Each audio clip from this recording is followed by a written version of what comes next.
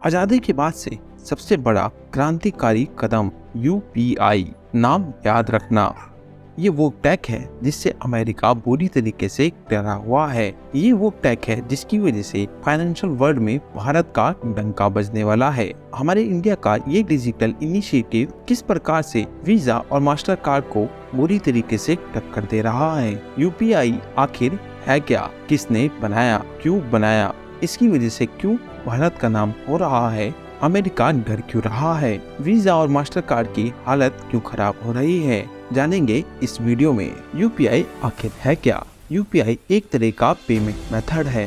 तो आप बोलोगे आरटीजीएस है, एनएफटी है, आईएमपीएस है, ये पहले से ही थे तो यूपीआई की जरूरत क्यों हुई। हर सिस्टम एक जरूरत के हिसाब से लाया गया। सबसे पहले 2000 में जिस भी व्यक्ति को 2 लाख से ऊपर का ट्रांजैक्शन करना है, उसे ट्रांसफर करना है इमीडिएटली, उसके लिए लेकर आया आरबीआई आरटीजीएस। फिर लोगों ने कहा कि 2 लाख से कम करना है तो उसका क्या करना है। तो आरबीआई ने सोचा इनका भी कुछ करना पड़ेगा, तो उनके लिए लेके आया एनईएफटी।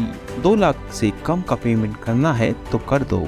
तो कोई पेमेंट 10,000 का कर रहा है, कोई 5 रुपए का कर रहा है, कोई 20 रुपए का कर रहा है। तो आरबीआई ने कहा हम इसे 30-30 के बेच में करेंगे। 2 लाख से नीचे का पेमेंट तो होगा, डायरेक्ट एक बार में नहीं होगा, 30 मिनट के गैप में होगा। लेकिन फिर जनता की मांग उठी, 2 लाख से कम भी करना है और आधा घंटा वेट भी नहीं करना है। तो आरबीआई ने अलग से 2008 में एक ऑर्गेनाइजेशन बनाया था इसके लिए, NPCI, national payment council of India.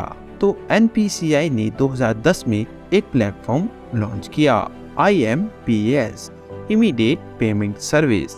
तो आईएमपीएस की मदद से तुरंत आप 2 लाख का पेमेंट कर सकते हैं, वो भी तुरंत और फटाफट कर सकते हैं। अब सारी सुविधा हो गई तो अब क्या जरूरत। इसमें एक लिमिटेशन थी, इसमें आप मर्चेंट को पेमेंट नहीं कर सकते थे। जिस तरह का पेमेंट हम कर रहे हैं 10 रुपए का, 50 रुपए का, 100 रुपए का, उस तरह का नहीं कर सकते थे। इस आईएमपीएस में बेनिफिशियरी ऐड करना पड़ता था, उसमें भी लगभग आधे 1 घंटे का समय लग जाता था। तो इन्होंने सोचा ऐसी कोई टेक्नोलॉजी डेवलप करे जिसमें बेनिफिशियरी की जरूरत भी ना हो और मर्चेंट को पेमेंट करने की व्यवस्था हो जाए। यही जो एनपीसीआई बना था 2008 में, जिसने आईएमपीएस बनाया था, इसने ही आईएमपीएस का अपग्रेडेड वर्जन लॉन्च किया, जिसको हम जानते हैं यूपीआई के नाम से। इसका ब्रेन चाइल्ड माना जाता है रघुराव राजन को और दिलीप आस्कर के। इन दोनों ने मिलकर यूपीआई को लॉन्च किया था। इसमें अलग क्या है, आईएमपीएस का अपग्रेडेड वर्जन है, लेकिन सारी चीजें वही है। इसमें इन्होंने एक वर्चुअल आईडी बना दी, जिसे हम लोग यूपीआई आईडी कहते हैं। उस यूपीआई आईडी की मदद से हम तुरंत किसी को भी पेमेंट कर सकते हैं, 24 घंटे कर सकते हैं और इसका कोई चार्ज भी नहीं लगेगा। और किसी भी दुकान पर 10 रुपए का या 5 रुपए का या 15 रुपए का आराम से कर सकते हैं।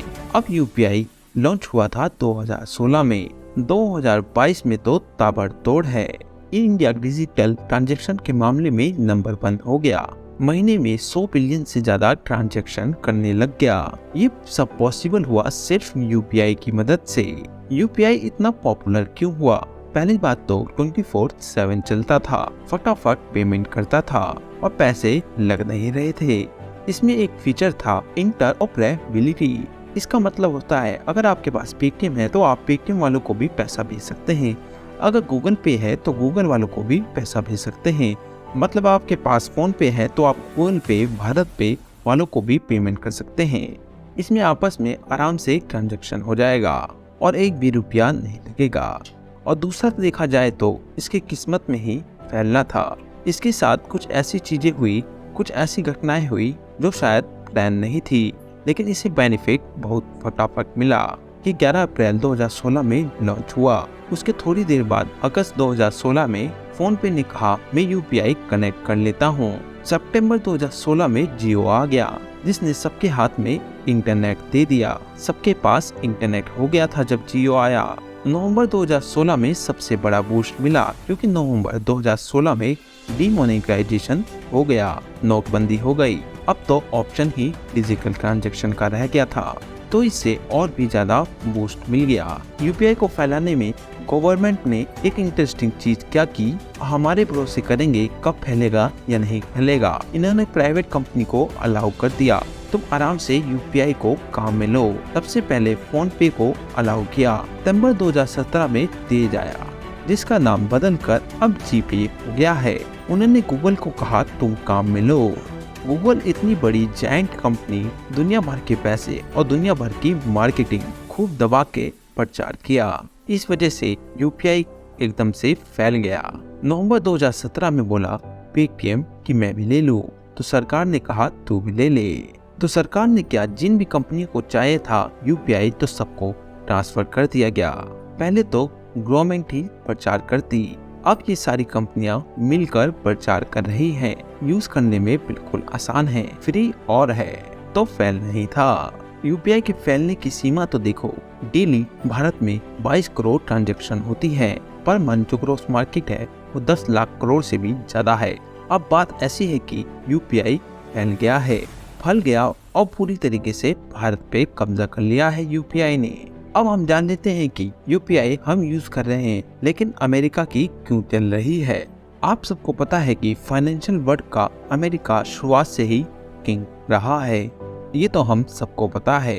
इसकी करेंसी डॉलर है, जिसका दबदबा पूरी दुनिया में है। कई टेक्नोलॉजी जैसे स्विफ्ट वो भी अमेरिका के पास है। जिसे भी पेमेंट इंटरनेशनल करना होता है उसे स्विफ्ट का काम लेना पड़ता है। तो हमेशा फाइनेंशियल पॉलिसी की बात करो, चाहे आईटी की बात करो, चाहे टेक्नोलॉजी की बात करो, अमेरिका का हमेशा से दबदबा रहा है।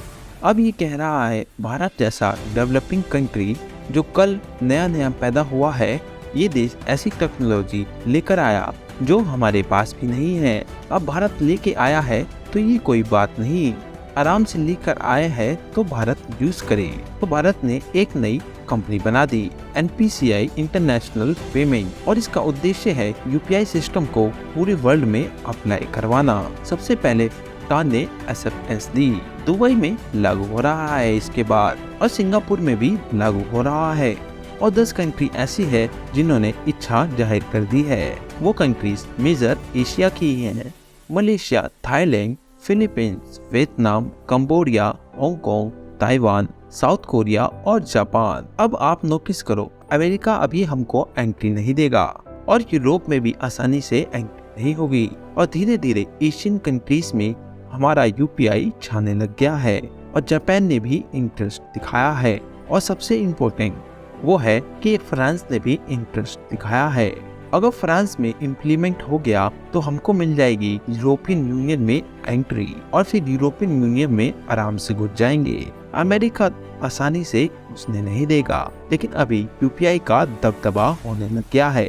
इसकी दीवानगी ऐसी है कि गूगल ने यूएस गवर्नमेंट को लेटर लिख कर बोला यूपीआई कितना मस्त सिस्टम है, अमेरिका में भी डेवलप करो। गूगल अमेरिका को कह रहा है भारत की टेक्नोलॉजी अडॉप्ट करो। इसका भारत को क्या फायदा होगा? मान लो फ्रांस ने इसको एक्सेप्ट कर लिया, आप पहली बार फ्रांस घूमने गए, मतलब पेरिस गए, वहाँ आपको अपनी करेंसी कन्वर्ट कराने की जरूरत नहीं है और आपको फॉरेक्स कार्ड ले जाने की जरूरत नहीं है। आप सीधा अपना मोबाइल लेकर जाओ और स्कैन करो और पेमेंट करो, जैसे यहाँ पर आप दुकानों पर करते हैं। और इससे एक और फायदा होगा, इन्वायरमेंट को फायदा। साल में 2 लाख करोड़ का खर्चा नोट को छापने और मेंटेन करने में लग जाता है।